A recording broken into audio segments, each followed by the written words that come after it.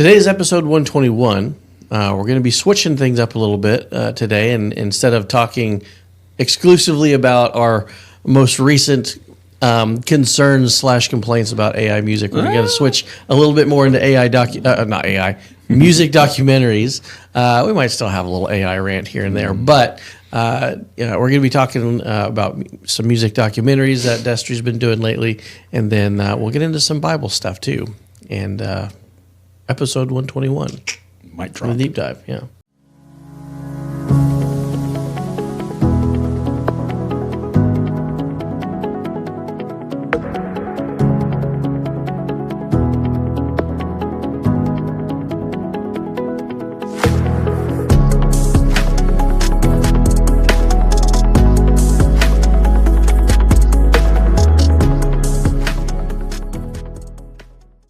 I don't think we're going to be able to get away from AI. I don't think so either. Because it's at least for a while. Right. Yeah. There's more and more of it coming every week, and it's such a topic for all three of us that we are considering having an AI segment. You know, so just lean into it. Yeah, we'll probably lean into that, but we need to restrain ourselves because we will do an hour on AI if we're not careful. So we don't want to beat a dead horse. That's right. That's one of the things that we're talking about changing.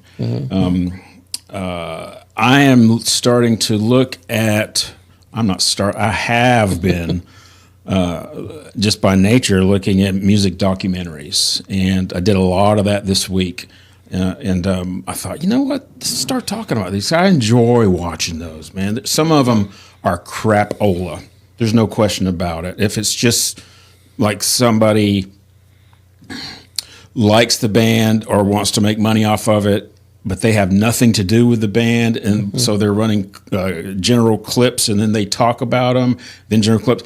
I don't necessarily like those really at all. What I like is a photographer or photographers and videographers traveling with the band, you know what I mean, on the bus, right? Implanted within the group, part of it, you know. And we've said this. I said this about Lady Gaga. You can tell when a videographer is part of the group, just the way like Jerry Garcia will just look into the camera and start talking. It's different for somebody he doesn't know, and it's different with somebody that he does know that he just came off the stage with. It's totally different. So. I look for those. There's a lot of them. I watched one this last week called "Long Strange Trip," which is one of their lyrics. It was. Now, where are you watching these?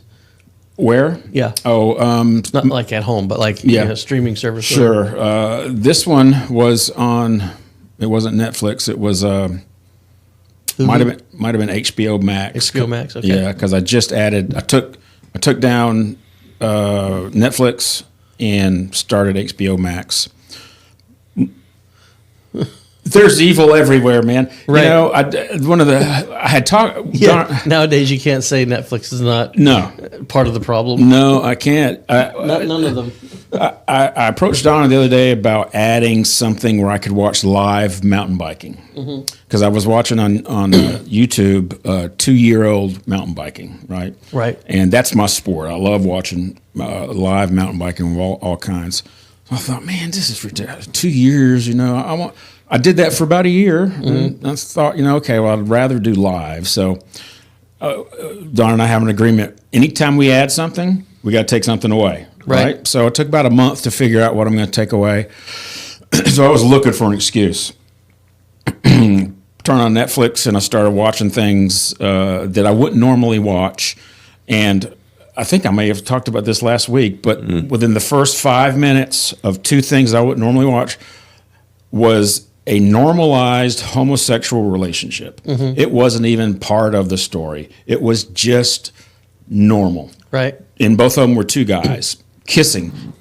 I don't know if y'all realize this or not, but it wasn't too long ago where the industry would show two women kissing, but still wouldn't show two men kissing. I don't know if y'all caught on to that or not, but it's still. But now it's just normal. Right. And first of all, looking for an excuse to get rid of something, and that experience kind of went, let's just get rid of Netflix. Yeah. Now, And you'll find that on HBO as well. I was going to say, don't think I'm stupid. Don't Right. think I went, well, HBO Max won't have any of that stuff. No, that's where it started. That's where it started, probably. But they have the live mountain biking. So so I did that yesterday and started watching live mountain biking and just love it. Just love it. So see, with me, it's like, and here I'm going to I'm going to take off my church hat for a second and purely look at it from a secular perspective. Like, I realize people have their political ideologies, their worldviews, and stuff like that.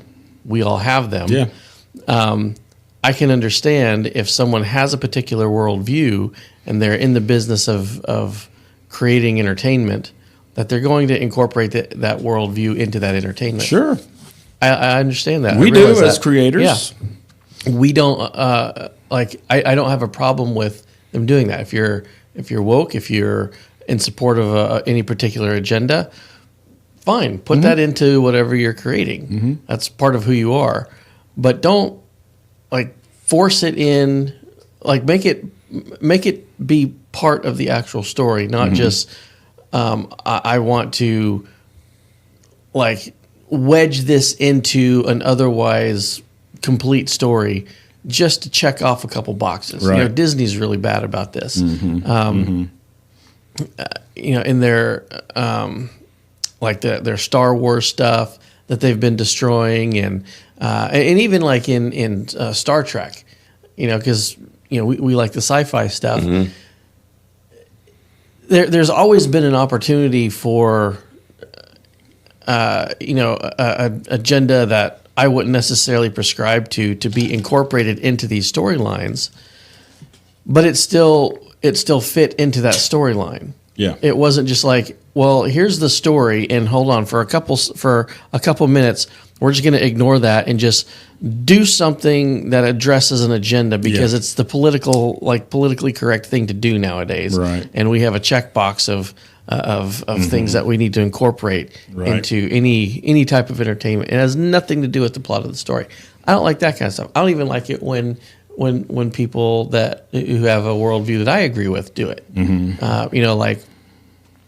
I this is gonna probably make people mad, but You got your church hat off. right. Movies Christian movies like Facing the Giants or God's Not Dead or things like that, where it's just we get it. This is a Christian worldview. I agree with that worldview. But my goodness, those movies are horrible. They're not Because as it's good just- as you'd like for them to be. Right, that's because for it's sure. just wedged in there. So I don't know. It's so overdone. Everybody pushes their agenda too hard. Yeah. Totally get it. Write a story. Right. Now, and that's one of the reasons perhaps our podcast is the way it is. You know what I mean? We are three people that are doing a podcast. Three old dudes talking. And three old dudes talking. We happen to be Christ followers, Christ lovers, Yeah. So, and we talk about that. And Right. we talk about movies and we talk about music and all that stuff. Anyway. I'm getting a weird look from Chris. Yeah. It's hard to kind of tell if he's giving you a weird look sometimes. Everything okay over there? Yeah, for some reason your camera just keeps My camera? the camera looking at you just kind of. I'm shaking my foot. I'm sorry. Okay, I was He's got caffeine foot. Yeah. For some I'm reason, fidgety. Destry's wiggling, and he's not supposed That's to. because my foot was right next to the Yep. tripod and I was wiggling it. I'm about to have an episode. I'm sure. All right. Anyway, so music, I don't. That's part of my life. It's just part of my life. So starting to watch some. Intentionally watch music documentaries for this podcast. Long Strange Trip was about the Grateful Dead, and it was exactly what I was describing earlier. Embedded, it was all the dead people. All the dead people. All the dead people. I knew that. I don't know how to end that up. It was all the band. All the dead people who were grateful. That's right. All the writers. It was everybody that was involved with the Grateful Dead, right? There was no posers there at all. They had people, they had Jerry Garcia's daughter, and she was able to bring a perspective that nobody else could bring. Think about Right. that. His daughter that went to concerts with him and everything. She's admittedly not a deadhead. What I find interesting about that is that she couldn't be a deadhead because she was Jerry Garcia's daughter. She wasn't able to go out in the audience where the deadheads are to appreciate what everybody else was experiencing. And I never thought of it that way. Jerry was the same thing. All the band members, same way. The Grateful Dead and the band were totally separate. Mm-hmm. They were totally separate. It wasn't, the Grateful Dead never set out to make Deadheads. Something happened out in the community where they just dug on to the Grateful Dead, and it ended up, according to his daughter, it ended up killing Jerry. Mm-hmm. Because that's not what he signed up for. He didn't sign up for that. He couldn't walk out in public. It's like Elvis, Anyway, so I find those. It's like you most of the time, right? You from that podcast? Yeah, sure. So I like things like that. I learn a lot from that. And really, last night I was thinking about, guys, that's history. Yeah. It's a lot that ties into y'all's love of history, but it just happens to be a genre of history. It's music history, and I realized I love that. So I was really tapping into you two last night when I was thinking about this, going, I wonder if this is the way they have that passion. They have passion for history in general, or I have that passion for history in music. And I didn't realize that it was the history that I was loving whenever I was watching these documentaries. Right. But it's exactly that. Yeah. It's like the behind-the-scenes story of like the stuff that everyone's used to seeing. What were the events that created that? Hence, bad mark for AI. Yes. AI doesn't have that. It doesn't have any history. It does not have any of that. Mm-hmm. And if you try to make it up, we're going to know. Daggone it, I'm claiming it, man. Yeah. We're going to know if you're making that crap up. If you think about Jerry Garcia. Crapola, that's Jerry right. Garcia couldn't go to a McDonald's. No. Mm-hmm. Like a lot of these celebrities will hide or they'll put on whatever, and they just have a normal life. Right. And you think about it. If Jerry Garcia went to McDonald's and ate a Big Mac versus any one of us going to McDonald's. If you did that now. Well, no. But if I go to McDonald's and eat a Big Mac, that's no big deal. It's not. It's the same principle. It's the same thing. It's still a moment in history. But other than that. Especially when I take it off somebody's plate and eat there. But that's where these people, I think a lot of celebrities that are realistic, they entertain, but they have to separate themselves because if they, some of them don't, and that's where you start seeing these people that you can't handle that type of limelight. Boy, that is a great point, Chris. And some of these documentaries I'm going to watch, specifically one about David Bowie. David Bowie lost himself into Izzy. He became Iggy Stardust, and I don't know if they call him transgender or what, but he was one of the first rock stars who started going ACDC. I don't know what you want to call it, whatever. Mm-hmm. He started liking guys, but that was Iggy Pop. But it was him. He became confused. Right. And one of the things that I learned about him is that whenever he started coming back, and I'll just say getting sober, he started by doing things like doing his own laundry, cooking his own food, doing basic stuff to come back, grounding himself to real life, because he was so far out on stage and off stage. So somebody like the Dead, they wanted to play music, and fame was part of that, but it never was the goal. You know what I mean? And for him, it was almost like deity. Some people really, they'd go to a show and they call them the twirlers. What did they do at the show? They found a corner somewhere and they just twirl around with their hands up in the air. And people, some of those people were talking about, they'd be praying to Jerry. What? Yeah. You're praying to Jerry? Yeah. Well, he would hear that and go, can you imagine if somebody said that about you? Yeah, right. Josh, man, I love your podcast. I pray to you every night. Whoa. Oh, the great holy Josh. Wait a minute. Yeah. And that magnified. You might need to find a different podcast. Yeah. thank you, but I'm good. But he had no control Have over you heard that. of the poor? I'm just kidding. He had no he had no control over that. Yeah. No control. So he sunk into heroin, and it just killed him. But anyway, so I'll bring stuff like that to the table. I enjoy watching those movies, and I'll take notes. And I promise you, it won't be just about the dead.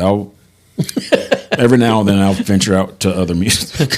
Grateful Dead and AI. Yeah, Grateful Dead, Gotta get on anything else. But that's your favorite band. AI Dead.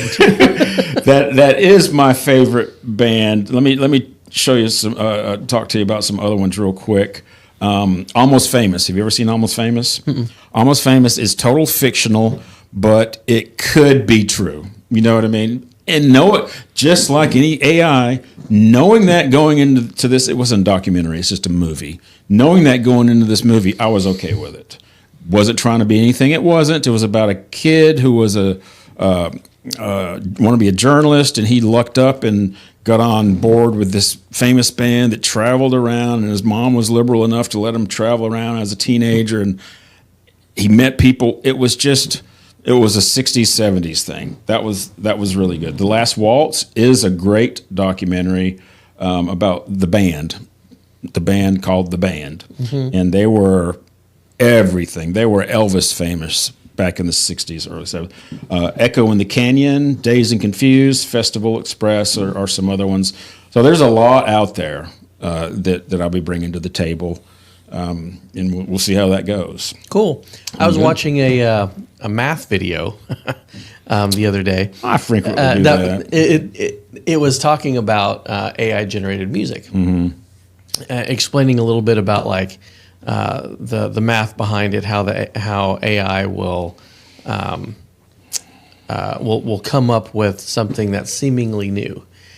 And so this lady who was a mathematician who was giving this lecture, she had a small orchestra up there that she had given music to, and she had them play two pieces of music, and she had the audience guess on which one was real and which one was AI.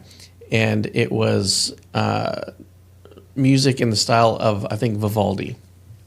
And so she played the first one, which, in this experiment, by the way, fooled about half of everybody in the audience. Mm-hmm. And so she played the first one, which happened to be the real piece by Vivaldi. Just audio, or is it video as well? Well, I was watching a YouTube video of it. Okay. It was live when she was doing it in front of an audience. I got you. But I was watching a video of it. Okay. So anyway, this orchestra, they played a small piece of Vivaldi, and she had everyone raise their hand, like, how many of you think this is actual from Vivaldi? How many of you think it was AI? About half. The next one she played, which ended up being the AI one, the orchestra played it, and she did the same thing, fooled about half. And then she explained sort of, as basically as she could, what the algorithm was for creating the artificial piece. She said if you take all of the music of Vivaldi and you analyze it, like whenever Vivaldi plays an A, what is the most likely note to follow that? And then whatever that note is, say it's a C sharp or whatever, what in all of Vivaldi's music, what is the most likely note to follow a C sharp? And you just keep doing that over and over again until you get a piece as long as you want it to be.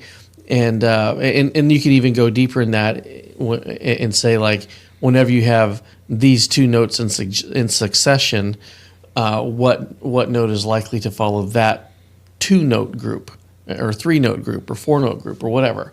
And so it was basically a piece that was constructed from averages of other pieces of Vivaldi's known works. Mm-hmm. And that's how it was able to create something that sounds kind of like Vivaldi, but isn't really Vivaldi. It's something like in a way, it's new, but it's constructed out of the average of everything that has come before it. So it's like artificial novelty, I guess, or artificial originality. But I thought that was interesting to kind of show the background of how, in a very simple example, how that would work. Just the calculations are. Mm-hmm. Think about the calculations and how fast that's working. And each time in that example, each time that it is calculating the next note, it's getting better. Mm-hmm. Because if you've only got one note, then, okay, I'm going to guess at this one. Now you got two, you got more data. You got three, you got more data. Right. You've got half a song, you got a lot of data to finish it out. Yeah. To finish it out, right? That's amazing. Yep. That is amazing. It was kind of interesting, though, to kind of hear how one piece was more mechanical than the other. Because, like, if all you're doing is making almost like a spreadsheet of Vivaldi's notes and all of his stuff, and creating an algorithm to produce averages or predict what's most likely to be the next note. Vivaldi has a lot of like da da da da da da da da in his music, and so that's what this algorithm sort of came up with, was a lot of that style of fluctuating notes. But superimposed on top of that, Vivaldi would put different groups of instruments together that would kind of smooth that roughness out. So you have the da da da da da da da in the foreground, but then you'd have something a little bit smoother in the background that were layered together, and they work together nicely. Whereas in that background part was the part that the algorithm couldn't really figure out. Oh, okay. And so it sounded more mechanical, even though it sounded like, this could be right Vivaldi, but there's kind of a little bit something missing there because it didn't have that background layer of stuff that kind of like added a subtle mood into the music. And I thought that was interesting. That is very interesting. I think it's the da da da da is staccato, and the da da da da da is legato. Yes. So it wasn't able to figure out the background legato. And I watched it eating gelato. How about that? Yeah. That's what it all works out, man. I'm scared now. Now, there was something that if you took that, though, and you put that into a recording studio to where you break it apart and you have it layer it into AI. Right. That might be the only way to teach the AI. If it's listening to all of it, it can't discern it. Right. But if you layer it, it might can. So here's, man, this music is just so interesting. Everything that you're talking about, the AI is doing, Led Zeppelin and maybe Yes and some other big bands were doing that by hand. Yes. Back in the day, they would take, like Robert Plant would do 16 or 25 takes and bring it down to one. You know what I mean? To one sound, and that's difficult to replicate in person, but his voice, specifically Robert Plant, his voice was so unique that he could pull it off. Even if I'm okay. I learned a long time ago at live shows, there's an engineer that's playing music that's accompanying what's going on. Right. But I'm okay with that because I know how it was created. Yeah. You know what I'm saying? There's some things you just can't possibly do live. Right. Without somebody else's help. You can't do 16 voices of your voice, 16 tracks of your voice and make it sound the same. Yeah. So I'm okay with somebody. He's a part of the band. Right. You know what I mean? The engineer is part of the band. He's not creating anything that wasn't there. He helped create the original. And he's helping create the original live. I am 100% on board with that. Yeah. It's not lip syncing, right? And one thing I think is interesting that I don't think AI has been able to reproduce this yet. A lot of artists, like Michael Jackson did this a lot. Justin Bieber has done it. But like they'll take their own voice and digitally manipulate it into something that sounds like an instrument that they'll feed back into the music as like its own instrument in the music. Gotcha. Like I remember I'm not a Justin Bieber fan at all, but I remember watching an interview of him. You should hear him and talk about Justin off air. Man, This was He got his. he's got a poster of him in his office. It's crazy. Side note. Engineering firm I used to work at, we had an office down on the Navy base, and I was working with this other engineer who needed some information from me from downtown. So I put it all on a CD, ran down there, and he wasn't there, so I put the CD on his desk. I got out a Sharpie, and before I put it on his desk, I put in like Justin Bieber mix CD and put it right in the center of his That's desk. beautiful. So people walk by. That's beautiful. Anyway, Your evil runs deep, son. so anyway, but I was watching this interview of him, and he's like, "Yeah, you know this one song? I think it was someone else's song that he collaborated, or like he was like featured in the song or whatever, but it was someone else's song." He's like, "You know that little sound that comes up every now and then, like, some weird sound. I can't do it." He's like, "That's my voice." They took one of his phrases from another song and like shortened it, elevated it, ripped it apart, put it back together. Love it. All this stuff, and made it into some weird sound thing that was this. It was used to color the song that he was so cool. collaborating with. Yeah, Man, that's neat. and that's something that like so far that seems to be something that's uniquely human in creativity. Gosh, I could just talk about music all day. This will be the last thing I'll say, okay? So what we're talking about, I just envision the soundboards. Like the one Chris uses is what would you say, a foot wide? It's a small board. It's a small board. It's a podcast board. It's a podcast board. So back in the day, specifically in California, where I can't remember the name of this, up in the mountains somewhere, where Fleetwood Mac recorded, and a lot of other people recorded, but Fleetwood Mac recorded Rumors. This console, it was as big as the front of a room, right? Oh, yeah. And that console now is still being used to get that certain sound. Right. Right? That's the way... That's a lot of the engineer, the way he or she uses it. In this case, it was a he. The way he used everything helped with that sound. He was part of the band. Yeah. Now, I'm just guessing, soundboards are a lot smaller and can do a lot of AI stuff. Okay, They're not really smaller. They've got a lot more features. Back when I actually was working. I was in high school, and the school that I was going was a church, and I was actually, like I'm doing now, but I was producing, at 17 and 18, producing a TV show that went out on Channel 46 in Atlanta. Okay. And so I started off in sound.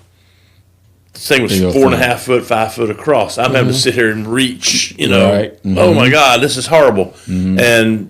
But we had cameras. These cameras weighed 700-800 pounds a piece. They had to be on rolling dollies. A guy had to stand on it, and another guy had to move him around if we were moving. Cables were so big around, going back to the control room. So all of this is now here. I can do the same thing with these cameras and this board that I did there. Technology, but the soundboards really haven't gotten smaller. Simply because a lot of them still use a lot of analog process, because there's something about analog that digital can't do. Same thing with the albums and CDs, albums and files. Same difference.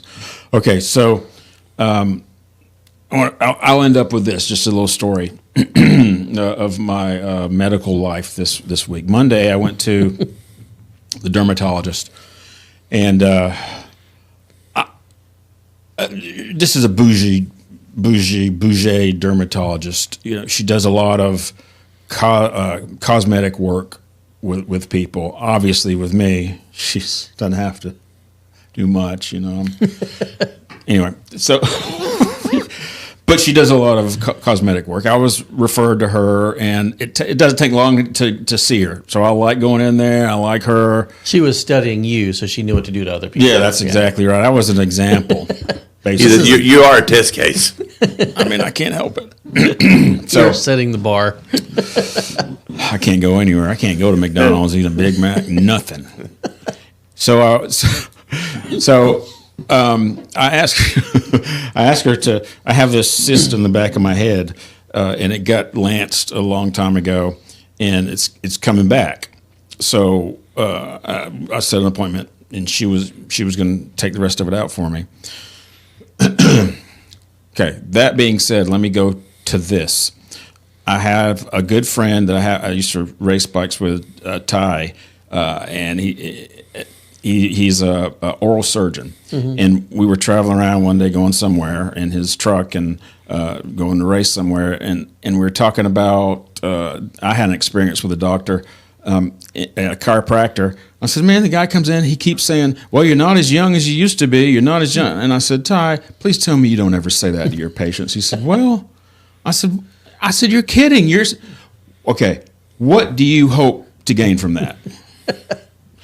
You are a healer. And I said, I respect you so much. You're a healer. What do you think you're giving to that patient whenever you go in and say, well, we're not as young as we used to be? I said, stop saying that. It means nothing. You're just hurting the person's feelings. And he actually told me years later, he says, I've never said it again. Yeah. And I thought, thank you very much. Anyway, so I like to know my doctors, right? Mm. I don't like to have an adverse response either way, because studies show that if you really are involved with your support team, or you really have confidence in them, you recover quicker. You do. So I was thinking the same thing with her. This is a very outpatient operation, but she was going to take a knife and she was going to cut into me and she was going to take something out. That's a procedure. Right? I'm not going to let one of you jerk off through that. I want a doctor to do it. All right. Josh, I think we should be offended right now. Go get that scalpel kit out of the... Yeah, well, you know what? You're not as young as you used to be. That's fair. It's totally fair. You are younger than me, but just watch it, whippersnapper. That's right. So, anyway, forgive me. That wasn't meant for you. Okay, so... I like this person. We have a rapport and everything. So I go in there to have this procedure done. I'm laying flat. The assistant comes in. She's nice. I'm laying flat. Now it doesn't have a hole like a massage table. So I have to lay down with my head jerked over like this. Not comfortable. Not comfortable at all. So anyway, I'm laying there. It's okay. She shoots me up with this whatever. I can't feel it. Okay. The daughter comes in. You know what the only thing she said to me was, "Are you okay?" And it was like, "Excuse me, sir. Do you need something?" She didn't say anything to me. As soon as she came in, her and her assistant started talking about the best way to visit Disney. With the fast passes, they're not called fast passes anymore. They're called something else. And should I do this or should I do that? I was sitting there going, I'm just going to let this go as long, because I cannot believe that I'm sitting here. She has not greeted me. She has not said anything to me, but she's got a knife and she's cutting into my back. Destry, the human pork chop. And I felt like, is that just me? I mean, I at least want a human connection with somebody who's going to, she probably didn't even know who I was. There's a scene from Doctor Who where the person who was like the Prime Minister of Britain had just like done something that Doctor Who didn't agree with, like that was morally not what he had chosen to do, and so he told her, he's like, I can destroy your political career with one sentence. And he goes to like one of the people, like one of the soldiers or guards or whatever around him, and just whispered, "Is she okay?" And that was like the first domino. And she's like, "What did he say? What did he say?" And you could see like the her face change, and the person who Doctor Who was talking to, that person's face change, and like the next thing you know, like a couple episodes later, she's been deposed and she's no longer in charge of anything, and like a political outcast and all this stuff, because he just said, "Is she okay?" Has she been compromised? Yeah. That applied. That, right. Well, That's what it made me think of when you said that. so I learned a lot about Disney. So let me know if anybody needs to know anything about Don't Disney. need to know anything about Disney. Let me know, and I'll be glad to. That was a doctor Monday too, and I had to have a cut. I had a stone bruise on the bottom of my foot, and the doctor's treating it. And I've never had a doctor, you know, he's always tell you, get out and get more exercise, you know, more sunshine, more. She says, you're walking too much. I'm like, huh? Amen to that, sister. You're walking too much. He says, well, if you don't stop and slow down, you're causing this to. I'm trying to fix it. You're making it worse. You're eating too many vegetables. Yeah. It's like You don't weigh enough. Yeah, I was like, okay, but I'm making it worse because I'm standing on it and it's making it damage it. And this, I love this Dr. Des. She's a podiatrist. She's great, but he's like, a doctor just told me I was walking too much. And just, I left there and drove home. We're like, Never heard that before. yeah, I never had that before. Well, anyway, so there you go. That was my doctor, and I want to keep a good relationship with her because she's going to allow me to put some of my photography up in her office. And if somebody wants to buy it, they can. Or if she wants it to stay there, she'll buy it after a month or two. So I don't want to. I don't want to go in there and go rip her a new one for not. Hope she doesn't listen to podcasts. Yeah, I know. Chances are she. I'm not saying her name either. Because she won't remember my name, I guarantee you. But it was, you know what it reminded me of, Chris? Before heart surgery, I spent a lot of time on a gurney, and sometimes somebody would take you from your bedroom to where you're going to get an X-ray or MRI or something, and you're in a line of 7 people, and nobody's looking you in the eye, nobody's talking to you, they're just talking to each other about what they're going to do. Bring him in here. What number is number 7? Or what is he getting done? I don't know. And they're shaving your area, they're ready to get something. And what are we going to do? I don't know. That was on camera. They're complaining about the I'm weekend. sorry, folks. The 2 girls are complaining about the weekend. I'm never going to call him again. I hope he does. And I'm sitting there going, with no clothes on, waiting to get a procedure, not knowing if they're going to go in my groin or my wrist. They start shaving me not in my wrist. And I said, I thought I wasn't out yet. And I said, I thought you were going to go in the wrist. They're like, yeah, we are. The guy said, well, just in case. Exactly what? Just in case when the doctor comes in and he wants to go. Okay, great. And not only was I laying flat, they had a pillow behind me, so I was up like this. And I got to the point, and the only thing got to a point where I didn't care. Those drugs were kicking in. I don't care. Shave my nose hairs if you want to. But nobody said anything to me while I waited out. The medical profession has become so far off less. the rails. Yeah, the medical profession really has become very impersonal, though it has. That's why whenever I went to the hospital I was so impressed with the patient. Man, my family and I were walking the night we got there. My family and I were walking in the hallway at 7:30 at night. And most people were settled into what they were going to do. An administrator was walking by and said, "Y'all doing okay? Can I help you with anything?"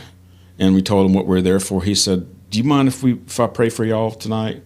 And we sat with this administrator that we had no idea, never met, and we sat with my whole family in a circle, and we prayed for the operation the next day. I went, man, this is the place. This is a connection. You understand what I mean?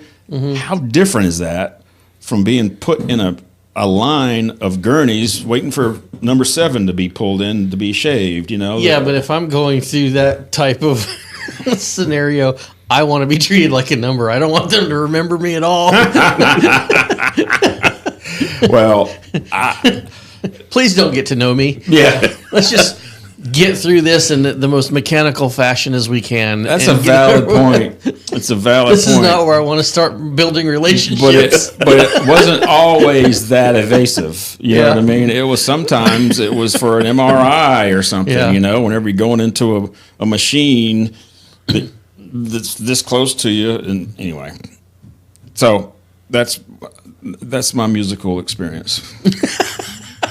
We did get off the rails. He just said musical experience. He was talking about shaving and X-ray machines. I needed to get that off that was Monday. I needed to get that off my chest. But anyway, there you go. Well, I've got something I wanted to bring up. Two things.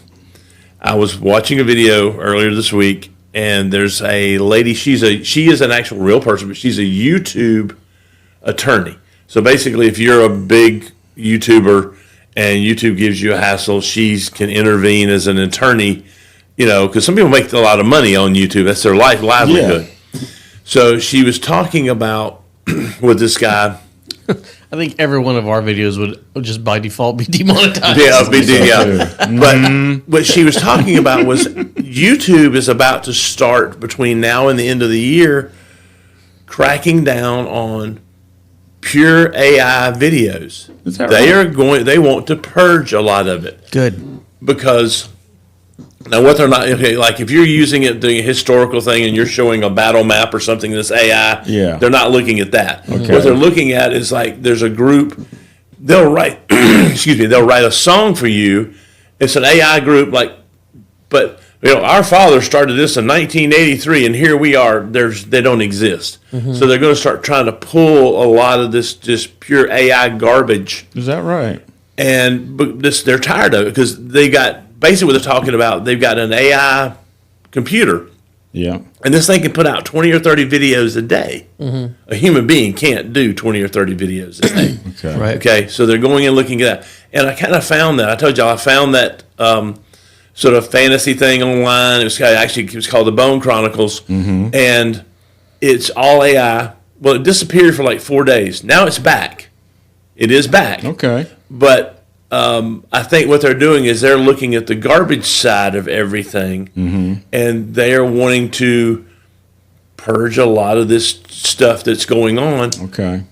Whether it be music, whether it be the goofy videos talking about how buy this product and you'll be perfect in a week and all this kind of stuff. So AI is being looked at very heavily by YouTube as a problem. Well, it almost had to be, right? Yeah, and that's the case. So we anticipated that for sure. Yeah, but I think with this girl coming in and saying, okay, they want to remove a lot of it. Yeah. Between now and the end of the year, they're going to be heavily processing that. Okay. And the other one I was watching was just weird. It goes back to our. Like kids today, they talk about, the 6, 7 and all this. It's the slang of the day, right?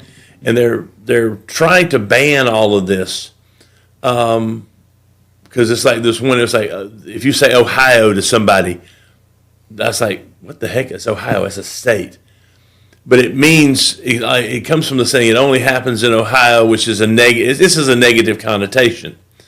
But if you go back and look at the 60s, 70s, 50s, 40s, back to ancient Egypt, you probably had slang of something. Mm-hmm. And so how can you ban slang? And again, some of the slang terms do carry on through the ages. Mm-hmm.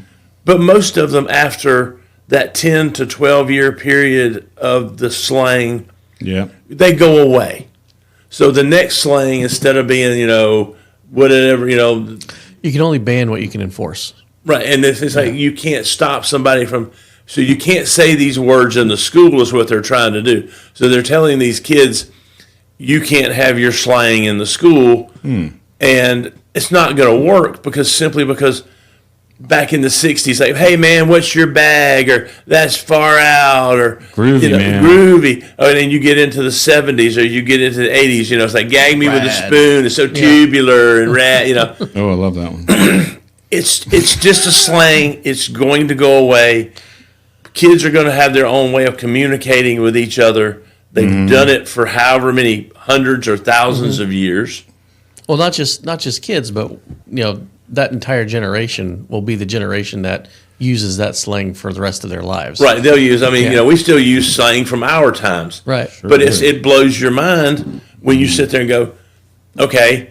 And then, of course, like we go, well, what does that mean? What's stupid? But it's slang. Just because we don't understand it doesn't mean that it's stupid. Right. That's right. And that was kind of like, I was sitting here going, so you're trying to change, and a bunch of school systems are trying to actually enforce this in the schools. Okay. so these kids can't go around saying things. Okay, gotcha. And it's like, That I don't think sounds- you're going to have very much success with that. That sounds too So- regulatory to me. Yeah, it was weird.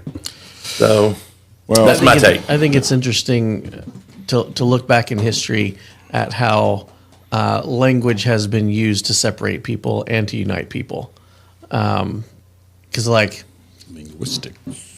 you know, think of Babel, right? Confusing the languages was a judgment upon humanity that had largely rejected God, and so God confused all the languages. Everyone's talking a different language. Fast forward to Pentecost, the birth of the church, and what happened was the apostles they're preaching the gospel to people who were representatives from all of those same areas that were represented in that original Genesis 10 or Genesis 11 Babel narrative. They're all in the same spot, and the apostles are preaching the gospel, and everyone's hearing it in their own language. It's almost like Jesus was the solution, the reversal of Babel.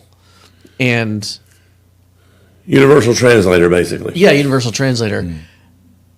And yet you see nowadays each generation seems to be separated from the previous generation and from the next generation by language, because each generation develops their own slang, and there's more and more of a separation between one generation and the next because of the language and the habits that result from that. I think it's interesting to trace that. For sure. Well, Josh, one more thing about AI that I told you last night that we're going to talk about, and Yes. then we'll pass it on over. So, a studio somewhere in a big city. How's that? How's that for research? A studio somewhere in a big city got some attention this weekend for selling selling an Ansel Adams. I saw that. Yes. Yeah. And here's what they did. They colored it, and then they sold it. Oh. It hasn't sold. From what I've heard, it has not sold. They want a $10,000 price tag for it. It's a picture. It's colored and it's slightly blurry. That's I watched it with the Tony Northrup guy. He went there and looked at it. And it was like they're trying to sell it for $10,000. So the point, okay, that's true. The point is the same that I was making, that it's for sale. Right. They colored it using AI, and now they're claiming that it's ours. I don't know of a more clear cut. No, it's not. Right. Than that. First of all, Ansel Adams. Correct me if I'm wrong, Chris. If he did some, he certainly was not famous for colored photos. He's famous for his black and white. Right. And his port landscapes. In his landscapes.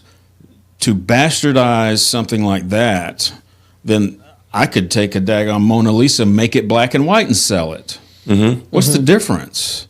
Well, let me ask you this, because there's an analog to music here. Vanilla Ice's Ice Ice Baby, right, versus what was it? Queen. Queen. Yeah. The only difference between those little hooks, right, was one note.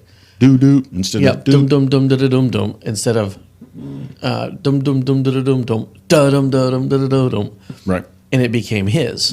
Should that be his? Well, if you look at it in this respect, there are only so many notes. I mean, even though you think music is infinite, there's only so many notes, and there's only so many ways to combine them. Yeah. And so having somebody having some, there was a I don't know if I mentioned this on another one, a Christian artist who had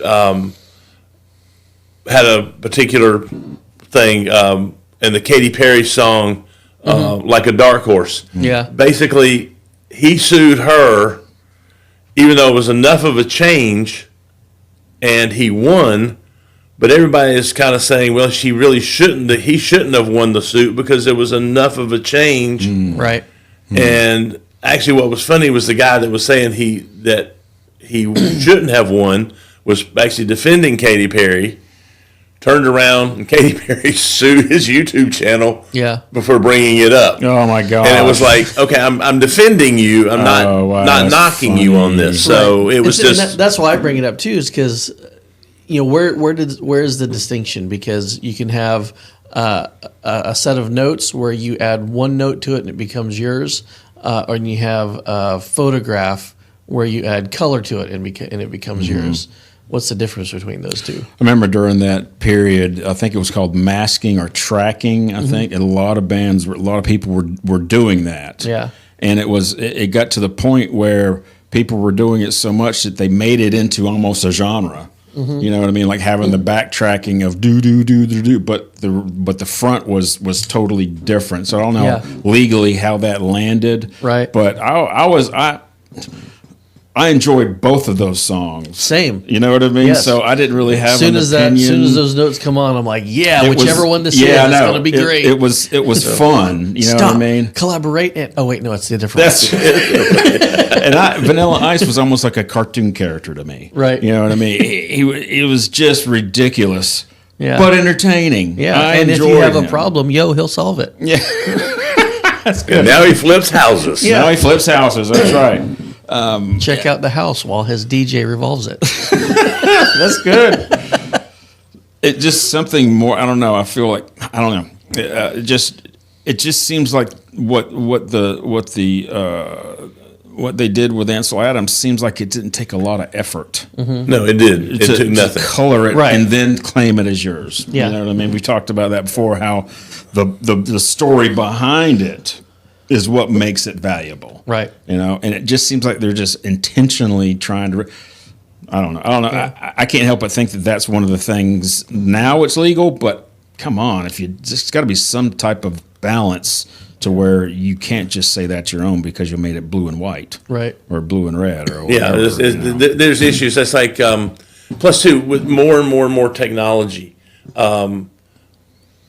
I'll follow a guy. He does Marcus Picks. He does a lot of photography, videography, and stuff like that.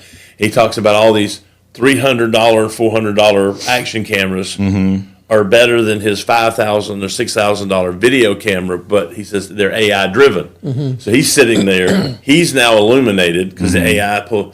But all of a sudden, the sky is perfectly blue. Yeah. And the tree, everything. So this goes into AI's everything else around him because it knows that that's sky, so therefore it should be blue. And it was kind of like, and here's my $5,000 video camera. So if I turn, the gain here, or open up the aperture, so now I'm clear. But now the sky is white and washed out. Right. And he was talking about how AI is taking over photography. Everybody's talking about how AI is taking over photography. That's true. Yeah. And so at what point do you not own the image because the camera is what did all the work? Right. Yeah. Right. Sure. Another topic we could talk about. It's a very similar issue because you're not allowed to copyright AI generated music, or like monetize it or well, I think it's just copyright it because you can still make money from it. So like in the same way, can you like would the guy who did that thing to Ansel Adams, if you can't copyright AI music, is he allowed to own the colors that were added to that painting? Is he allowed to own that as a work of art? Yeah, copyright it. They're working through it right now. The Ansel Adams people that still exist are articulating along with their lawyer how they object because of everything that we're talking about. Yeah, they're having to word their response in such a way that will minimize the objection, just like any lawyer would do, right? So the two sides are right now, my understanding, are working it out. Yeah. It just seems like a blatant ripoff to me. I'm probably too close to it because it is photography and Ansel Adams. Well, I would agree with you for the most part. Yeah. I think it is a ripoff because you're taking someone else's creation, and I think where it's different than the music example is in the music example, it's the intro to a much larger song. Like, he didn't copy the song. There was a couple riff, notes. that very famous riff. Right. There was a riff that was similar, but nobody goes into, once that riff is over, nobody mistakes one song for the other because they're entirely original works. Right. Whereas the artist or the photographer or whatever that took the Ansel Adams picture, he took the entirety of Ansel Adams' work and just layered whatever prompt he put into his AI thing on top of that, and called the entire thing his own. Right. Like, this Ansel Adams is now my work. And he called it an Ansel Adams. You know what I mean? There wasn't any qualms about that. He wasn't trying to pass it off. And I know we've said, if I want to listen to AI music, I want to know that I'm listening to AI music. I don't feel the same for art. Yeah, you're telling me that's Ansel Adams, but you're ruining it by putting color on it. There's some movies. Do you want to see some of your old monster movies colorized? Probably not. It just takes away from old Dick Van Dyke that went from black and white to color. Andy Griffith. Yeah. Who likes Andy Griffith color more than black and white? Nobody that I know. Actually, of. a big thing came out when the colorizing of movies was being a thing back in the 80s and in the 2000s. They colorized It's a Wonderful Life with Jimmy Stewart. Jimmy Stewart fought that tooth and nail. He did not like it. Yep. And a lot of that AI wasn't AI. It was just, them physically going in and coloring in the cells computer-wise. But he did not like it. And he said, because it takes away from the aesthetic of the movie, because it was shot in black and white for a reason. A lot of cases... like a lot of the old horror movies, I like to watch the Roger Corman movies and stuff like that. A lot of that stuff was shot with black and white film that was like partial rolls. So he would go around buying up all these partial rolls of film, because black and white film was cheap, color film was expensive. And so all these are made from like 20 or 30 different reels spliced together for the movie, for the original filming. But it's made in black and white because it was cheap. But that's also the genre that grew up. I mean, Jadelle talked about she didn't have a color TV in her house until she was 19. Yeah, right. I mean, she watched black and white movies. Yep. And it was just kind of weird to think about that, But color was actually becoming a prominent thing. But you remember how all of a sudden in the mid-'60s, everything started going from black and white, and then later on, Andy Griffin was filmed in color. Gomer Pyle was filmed in color. The original season of like Hogan's Heroes was filmed in black and white, then went to color. Because, I didn't know Hogan's Heroes was black and white. Yeah, it was the original first season.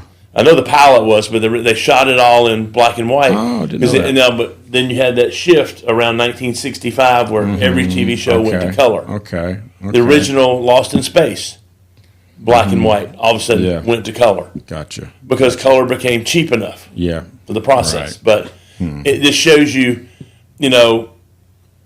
but not everybody wants to go back and look at everything in color. That movie I've talked about before, They Shall Not Grow Old. It's World War I film that has no sound, and it was filmed in black and white.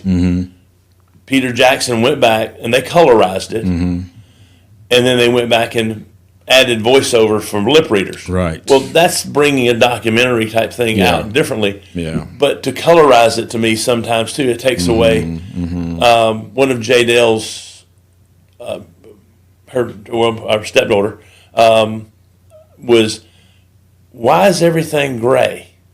It's like, why they had no idea black and white existed. Wow. And they're looking at the TV going, that was I Love Lucy. That was a funny show, but why was it gray? How about that? Because they had everything they'd ever seen has been in color. Yeah, right. So it just occurred to me, wow, I just realized this when we were having this conversation. This week, I saw, actually 2 weeks ago, I saw one of the pictures I took of one of the performers at church.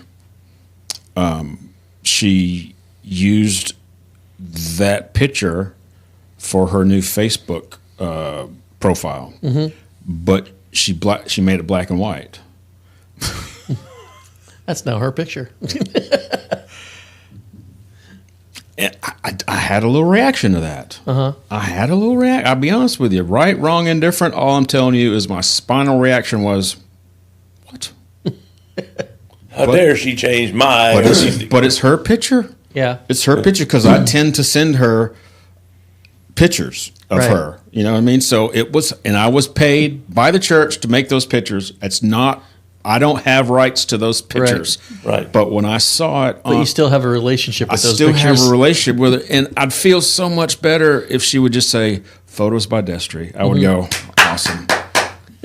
But to look at something because listen, I sat where I sat getting those pictures for an hour and a half Yeah. on the floor, right in front of the stage, and my legs were numb. I am not as young as I used to be. And I am sitting on the floor with my legs crossed, trying to stay out of it. Was not easy getting those pictures. Yeah. Hence, behind the scenes, and it was a gorgeous picture. Yeah. And I got another girl that did the same thing, but she didn't colorize hers. I still don't know how she got this picture. I don't even know who she is, but it was a great picture of her. She used it as her Facebook photo, and I'm like, man, okay. Just a little recognition would be good. Again, that's just my response. I can't imagine Ansel Adams' family going, who do you think you are? Well, actually, that is one of the problems that's going on with that photograph. Ansel Adams really doesn't have family, per se, to fight it, but there is an Ansel Adams trust. Trust, that's Yeah. what it is. I'm And trying the to think of that word. trust, Trust is they are like livid about it, yeah. but because of the way this new AI laws and all, there's not a lot they can do because they blurred the image, they colored the image.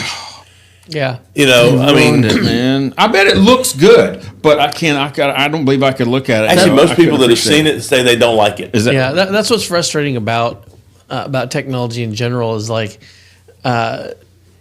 technology will always outpace. We were talking about this last night. Technology will always outpace legislation Yes. and laws, and it's all almost that kind of stuff. instantaneous. It can Right. be really, really quick, at least to the And masses. so, the frustrating thing is Excuse me. like something like that happens. We have this guttural reaction to it, and we want like that should be illegal. But there's the other guttural reaction to it is like, why does anybody see value in that? Because like someone paid for it, and they saw enough value into it that they would part with their hard-earned money to procure this, like how you described it, this bastardization of art. Honestly, like I can't fault the artists for making something that someone else would want. I mean, as a business owner, as someone who wants to make money, the easiest way possible, I can respect, him taking this, running it through AI, like, yeah, this guy's gonna pay me money for it, but at the same time, I get angry that someone would want to pay money for that, right? Because should there be a law? That's debatable. Should people find value in that? I wish they wouldn't, but everybody finds value in something. I came to a realization the other day as far as photos go, since the iPhone specifically, if you look at the data, how do y'all pronounce it? Depends if I'm talking about the guy from Star Trek or not. Okay, I'm going to say data. If you That's the guy from Star Trek. Okay. If you look at the data, there's more photographers now than ever by far. Yes. But just like whenever Clinton did I think it was Clinton, the definition of photographer has changed. The definition of Obama, the definition of rich changed overnight. The definition of photographer is if you take a picture. That's not a photographer. Right. My point is, there are a lot more photos around here. Just like anything that saturates the market, it becomes less valuable. Now, to me, I draw a line between An iPhone camera and a camera. and a real camera. I draw that line, and sometimes I'm fooled. But if I can pixel peep, if I can zoom in, I can very quickly tell you if it's an iPhone picture or not, because that's with the cameras we have. You can zoom in a lot, crop in a lot, all this stuff. With iPhone, you have very little value, very little ability to do that. Right. So our photos as a photographer are being less valued now. No question about it, Chris. No, I know that. No question about But it. here's a little tidbit of history. The photography hasn't been around really but about 200 years. Right, it's pretty new. It's pretty new as far as technology goes. Obama was the first president to be photographed digitally. Is that right? Actually, Bush before him was photographed with an actual film camera. Film camera. Because at the time, film was still better than digital. Right. First digital cameras were not that good. Yeah. So, but he was the first one to actually be taken. The official portrait of him was taken with a digital How camera. about that? Okay. And that's not that long ago. That's not even 20 it years. really isn't. I found funny at one of the mountain bike 2026 mountain bike races, downhill races. They start up there and they end up down here, and there's people all up and down, but there's a lot of people where the finish line is, and all the teams and everything are there. One of the team photographers, Chris, was shooting the reception of their rider with a film camera. This was this year, 2026, and I saw him. I'm like, man, that's fantastic. That's hard to do whenever somebody's moving around like this. Right. Film cameras are more, way more complicated. Way more complicated, and you got to switch settings and everything. But for him to do this, I don't know how many shots came out good, but to have the confidence to take a picture in a crowd of your rider, and I'm sure there was other photographers there with digital cameras, and they were just trying to get the filmic look or whatever. I just thought, man, I love seeing that. You don't get 30 frames a second on a film camera. You get one frame about every 3 or 4 seconds, depending how fast you are. I would love to see that. I'm trying to find his stuff. But anyway. I can't imagine going in person to a bike race. It's not the most exciting thing. I know. I'm thinking golf. I wouldn't go to a golf. You're there for a couple hours and you see, ooh. All right. All right, go get some lunch. Got back. It's gotten better because of that. It's gotten better as far as cross country goes. Cross country used to be what I did. Cross country used to be start here, go out there 5, 6, 7, 8 miles, do laps. Now cross country for UCI and the multiple around the world, it's more of a short track. So there's people all around. It's more of a up, down, over barriers, do all kinds of things. So it's certainly a lot more camera friendly. Hence me, switching to How long HBO before Max. people are just on a stationary bike with an AI headset? Well, I'll give you a good example. It ain't gonna work, man. Brand new series of rants. Because I've got. That is not a real bike competition. It's not the same thing. I got 2 bikes. They're all broken down right now. They're getting fixed. So I'm out of bike. I go to the gym and I ride the stationary bike. Man, this ain't the same. I can't look around at the lizards and the deer and the whatever, the birds and everything. I'm sitting there like this, looking at this fat guy over here. You could if you had an AI headset. Yeah. You could look at robotic deer if you wanted. That's true. I'm not going to do it. You could bike through space. I don't think my brain would take that. Yeah. Looking at, you know what I mean? I think my equilibrium would kill me, the stuff that I have. I think it would hurt it. Anyway. One of my younger sons. You could bike through a colorized scene of Ansel Adams. That's right. One of my sons says, I want to get you an AI, one of those Oculus sets. Yeah. I go, so you want to kill me and put me in the hospital? Because I said the first time I whip my head some direction and I'm going, I'd be out. Yep. The Peloton thing, you know what a Peloton is. You can do the whole Tour de France. Right. You can ride the whole thing. Technically you could. Yeah. But anyway. In the AC. In the AC. Yeah. And I guess for some people that might be okay, but it certainly isn't for me as far as getting on a stationary bike. It shouldn't be okay for them, just like this. Yeah. See, Yeah. So anyway, I'm glad we restrained ourselves on Right. AI for 55 minutes or maybe even longer than that. I don't know. So the stuff I've been looking into recently, getting back to the whole history buff thing, Yeah. I've been interested lately in the source documents for our translations of the Bible, and so I've been looking at mainly the Old Testament. Our class is really enjoying that too. I hope so. They are. Sometimes it seems like boring stuff that only I'm interested in, but it seems like it's interesting to a lot of people, not just People me. asking questions about it. And, Yeah. I think it's. One thing that we didn't get into last night just because of time.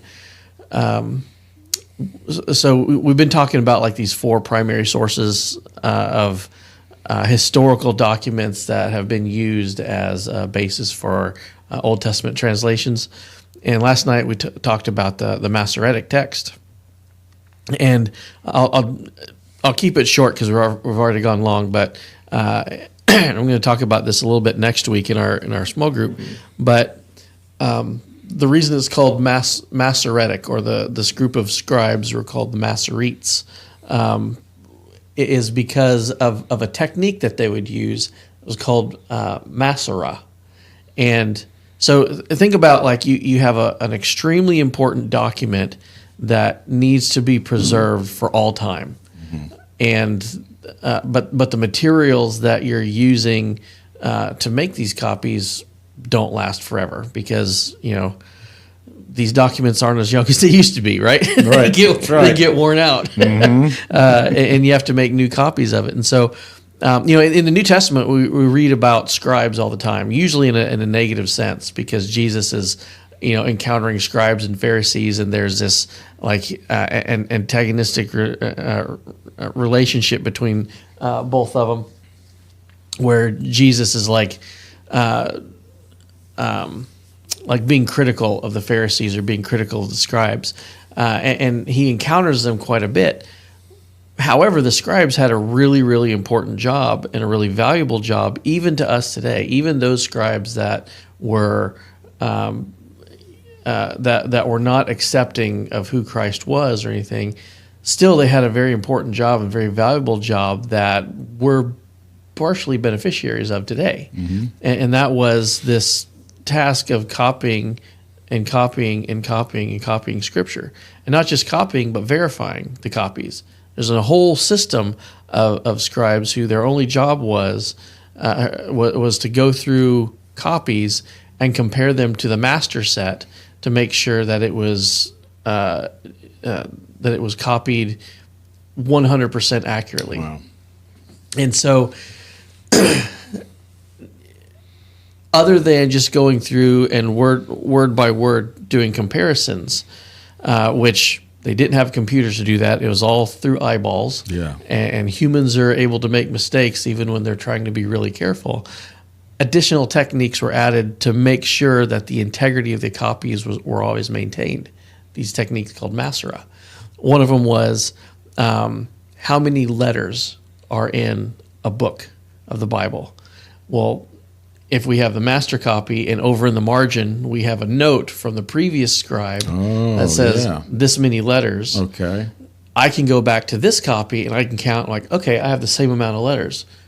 Cool. That's one check. That's one check, right? Or if there's a different number of letters, well, let me go back and recount. No, it's a different number of letters. Okay, something is off about this copy. I need to find where that is and correct it, or we abandon this copy entirely. Now that copy doesn't get destroyed. It gets usually it would get stored somewhere because there's still reverence for the scripture that is contained in that. Right. But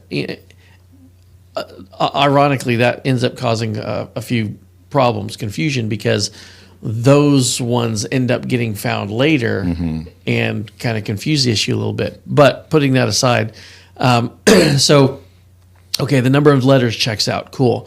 Well, there would be another set of rules. It's like, okay, what is the exact middle letter in this book? So we have this note in the margin the exact middle letter is this. And so we'd go and we'd count this way and we'd count this way. And we'd find the middle letter. Okay, it's the same letter. Check. Okay, test 2 is passed. How many total words were in this book? All right, check. We pass. And so there are all these different mechanisms that were in place, not just to verify word for word everything's been copied right, but letter for letter, punctuation mark for punctuation mark, that the words were in the correct order. You didn't accidentally make a mistake that kept the letter count the same, but also kept the letter count in the position it was supposed to be. Yeah. All of these different techniques that were added in were called Masora, which is why it's called the Masoretic text. And this body of scribes that were, or this group of scribes that were known for developing this, were often referred to as the Masoretes.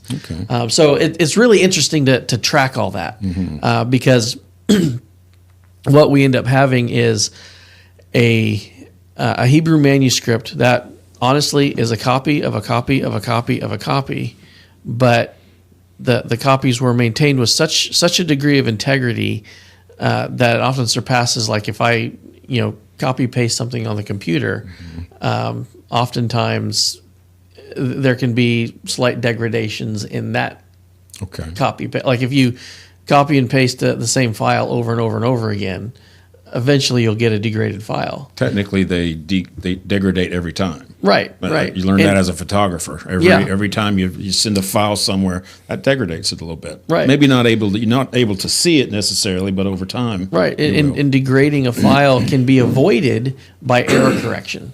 And that error correction can take on a bunch of different forms, like counting the number of bytes, counting how many times the same series of bytes happen, different things like that. Yeah. Okay. A lot of similar techniques. But anyway, so it's just cool to see that over time, the amount of time and integrity and human effort has been put into this to maintain the source document. Yeah. So that when we're reading a translation of it, we can do a couple things. We can have confidence that the translation we're reading comes from a source document whose integrity was maintained, but also we have access to those source documents, and we can go back and compare that information to how it was translated to get further insight into, well, this is the English word that was used. What was the Hebrew idiom that was used in that? We can go back to those source documents. So really interesting stuff. I enjoy looking back into it. Speaking of what were you talking about, the linguistics, how you might say something back in the day might be different. So, but there's ways to go back, and you're saying there's ways to go back and check that to make that. And that was another thing too, because the Hebrew language originally, it doesn't have vowels and a punctuation. Yeah, right. But a written language can get away without having vowels, but a spoken language can't, because we need to separate our tongue from the roof of our mouth at some point in order to form words. And so even if the written language doesn't have vowels, the spoken version of it does.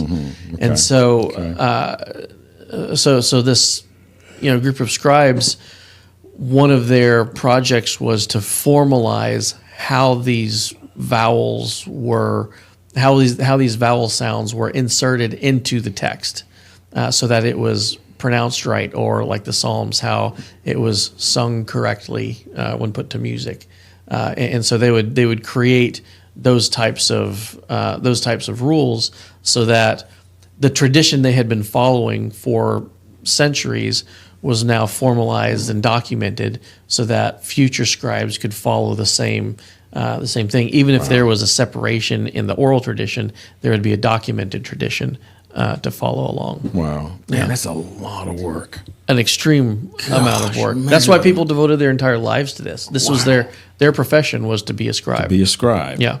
Man, oh man. This is a cool movie from, I think, back in the 80s. Sean Connery and I forget who the other actor was. It's called The Name of the Rose. Okay. And basically, he's like a monk, but they go to this monastery, and that's the entire purpose of this monastery, is to have the monks transcribe the text. Right. And of course, they find some other stuff, and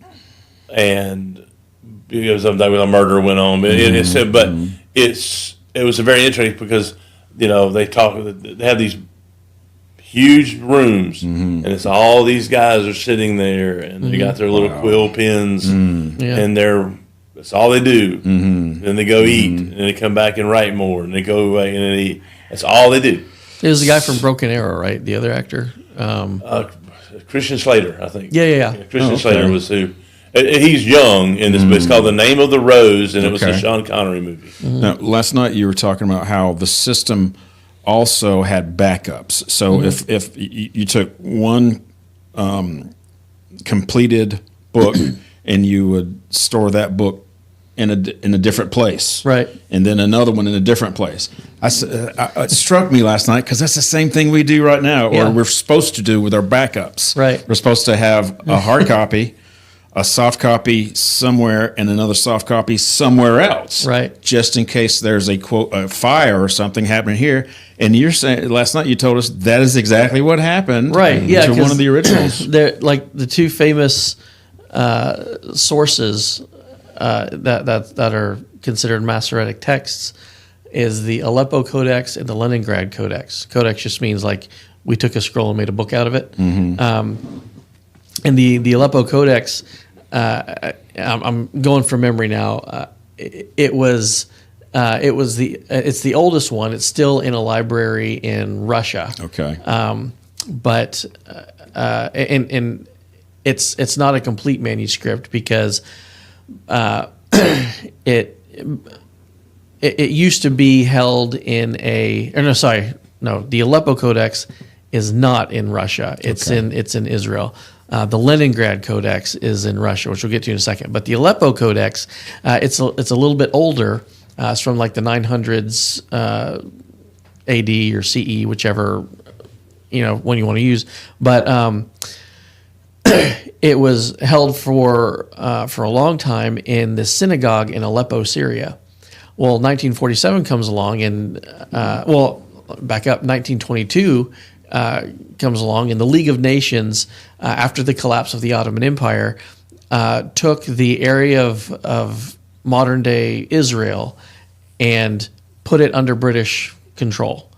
And so 1947 comes around, and the United Nations wants to split it up into an Arab area, a Jewish area, and then take Jerusalem, separate it off, and make it its own independent thing because Jews and Arabs both want access to it. Right in the middle of them. Right. Right in the middle of them. Yeah. Thanks for making us independent. Kind of like how Berlin used to be between northern and southern Germany, right? Gracious. Jerusalem was both. It was its own separate thing. Well, that resolution did not go through. It was rejected by the Arabs, and a war ensued, a war in 1948. In this war, that synagogue in Aleppo, Syria, ended up getting burned. And part of this Aleppo Codex disappeared.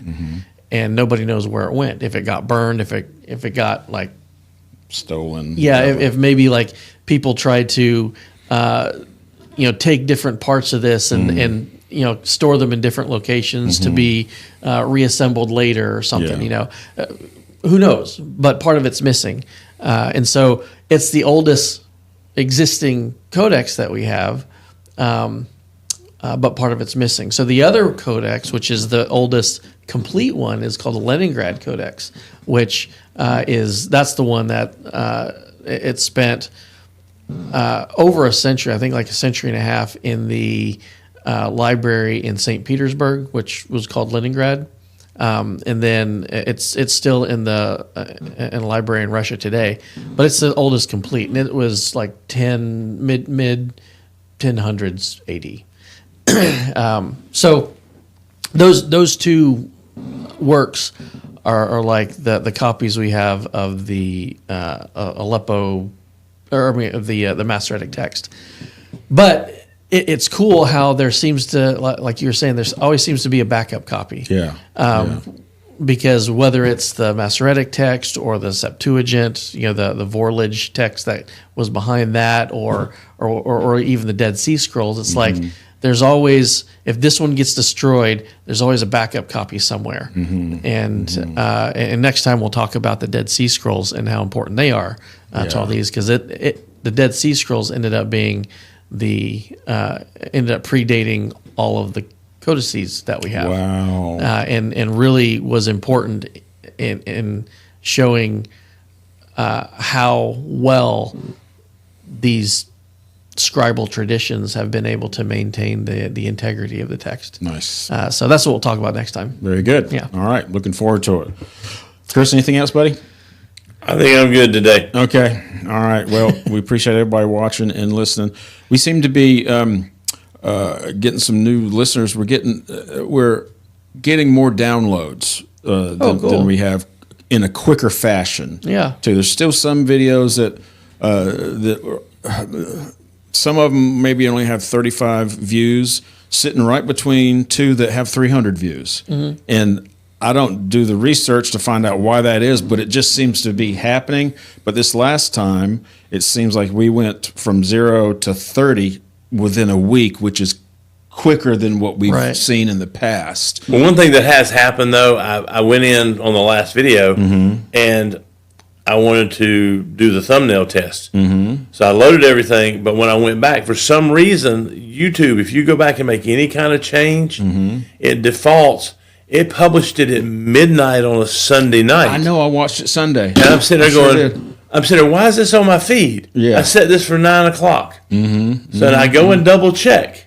But if I have to go back and do anything else, it goes, no. That seems like a bug that they'll It's fix. a bug in YouTube. Yeah. So I haven't changed anything other than I added a thumbnail. Now, does that default to the downloads and views also to 0 if we have a certain amount? No, it won't. No, I didn't. That doesn't change that. Okay. But it was just changing the publishing date. Yeah. So we're okay. If we publish at midnight, most people aren't up at midnight. Yeah. So we're sitting there for 9 hours, but 0 views. Our goal was for it to be published 10 a.m. I'm publishing at 9 o'clock Central Time. 9 Central Time on Monday. On Monday. Says that's kind of the goal. That's the goal. Unless we have some weird, reason to publish early or something. Sure.